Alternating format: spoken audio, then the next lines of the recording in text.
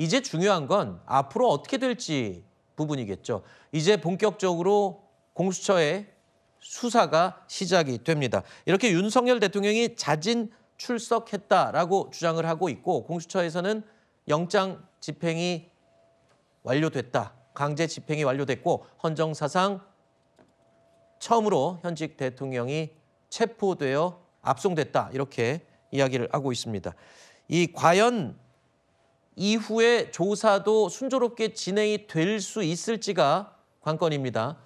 지금 속보 내용을 보면 1시간 전 11시쯤에 공식적인 윤 대통령에 대한 조사가 시작이 됐다라고 공수처가 밝혔습니다. 윤 대통령과 관련해서 채널A 취재 내용인데요. 최근에 주변의 공수처 수사에 대한 생각을 이렇게 밝혔습니다. 적법한 수사에는 뭐든지 당당하게 응하겠다. 정당하게 영장 청구하면 그걸 어떻게 거부하겠나라는 취지로 여러 차례 말한 바가 있는데 일단 윤 대통령 측에서는 진술 거부권에 대해서 여러 차례 언급을 했습니다.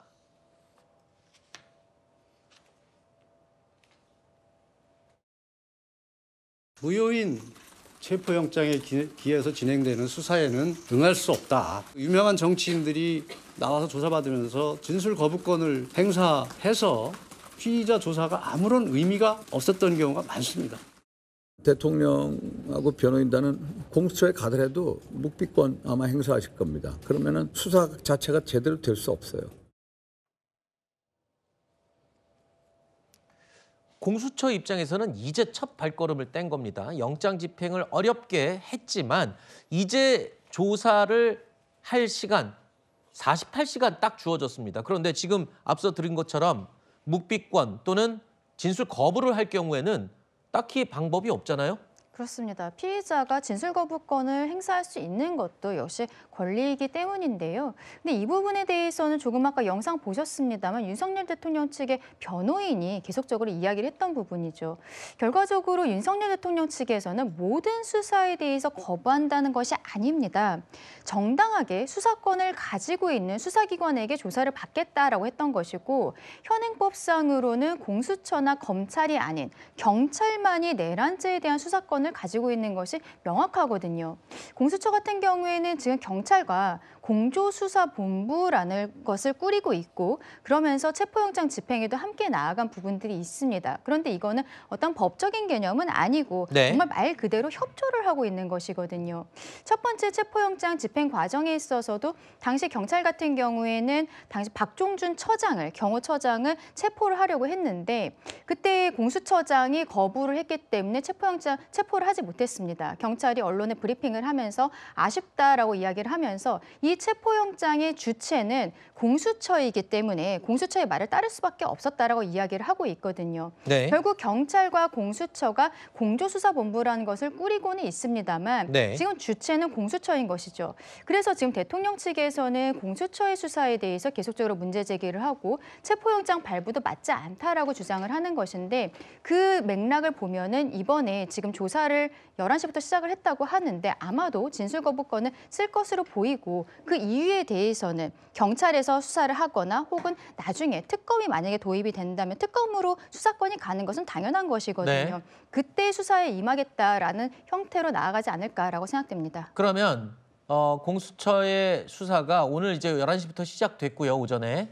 48시간이 지난 다음에 공수처에서 뭐 어떤 명확한 혐의나 근거를 밝히지 못할 수도 있다는 말씀이신 거죠? 공수처에서는 일단은 근데 지금까지도 나름대로 수사된 부분이 있습니다. 왜냐하면 김용현 전 장관의 공소장을 보면은 그 공소장 내용 안에 윤석열 대통령에 대한 내용들이 굉장히 많이 나오는 훨씬 더 많이 언급이 됐죠. 그렇죠.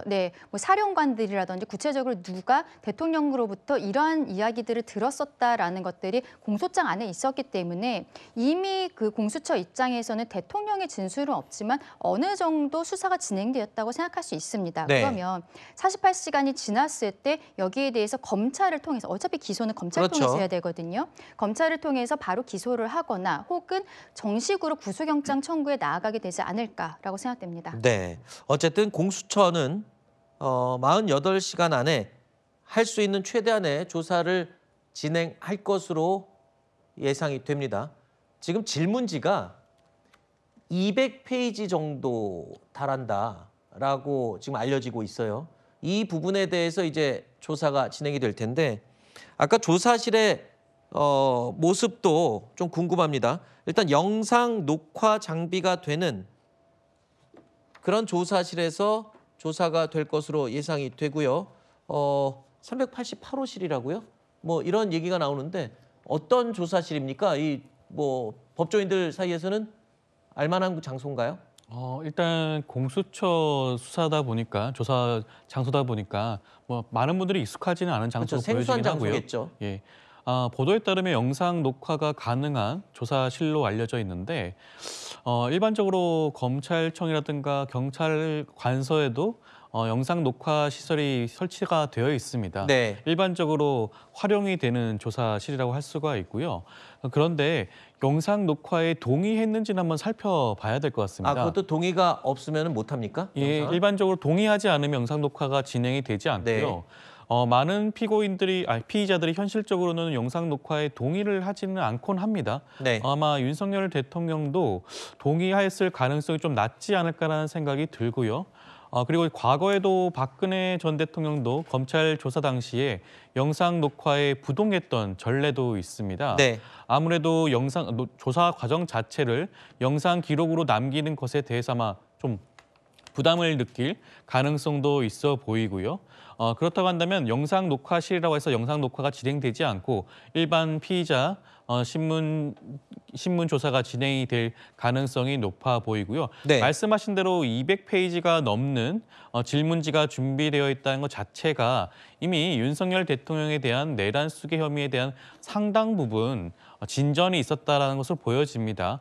진술 거부권을 행사한다고 하더라도 이미 준비되어 있는 증거를 가지고 추후에 48시간 이내 구속영장 청구가 충분히 가능할 정도가 아닌가라는 생각이 들고요. 네. 앞서 말씀하셨던 김용현 장관에 대한 공소장을 살펴보게 되면 그 공소장 자체가 어떻게 보면 김용현 전 장관에 대한 게 아니라 윤석열 대통령에 대한 공소장이 아닌가라는 생각이 들 정도로 네. 굉장히 상세하게 나와 있습니다. 여러 가지 상황을 살펴보게 된다면 이번 피의자 신문 조사 과정에서 윤석열 대통령이 진술 거부권을 행사한다고 하더라도 추후 구속영장 청구에는 큰 지장이 없지 않을까 하는 생각이 듭니다.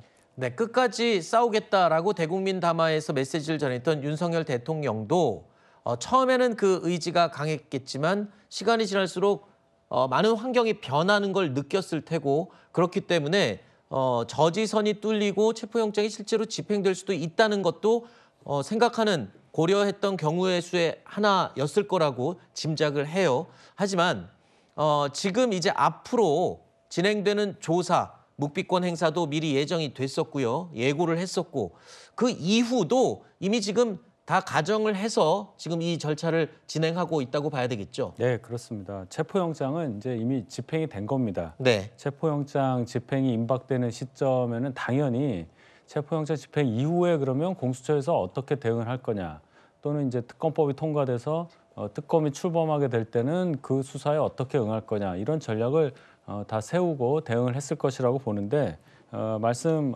많이 하셨지만 일단 공수처에서 적어도 한 48시간 체포돼서 조사를 받을 텐데 이 과정에서는 특별할 게 없을 겁니다. 묵비권 행사를 예고를 했고 그 과정도 충분히 이해할 수 있고 그래서 결론은 공수처가 체포해서 윤 대통령 신병 확보한 것밖에는 할 역할이 없는 것이 미리 예상이 됐는데도 공조본을 꾸려서 무리하게 영장을 청구하고 발부받아서 영장 집행까지 이렇게 오래 걸렸다는 것 자체는 대단히 큰 비난을 받을 만한 여지가 있다.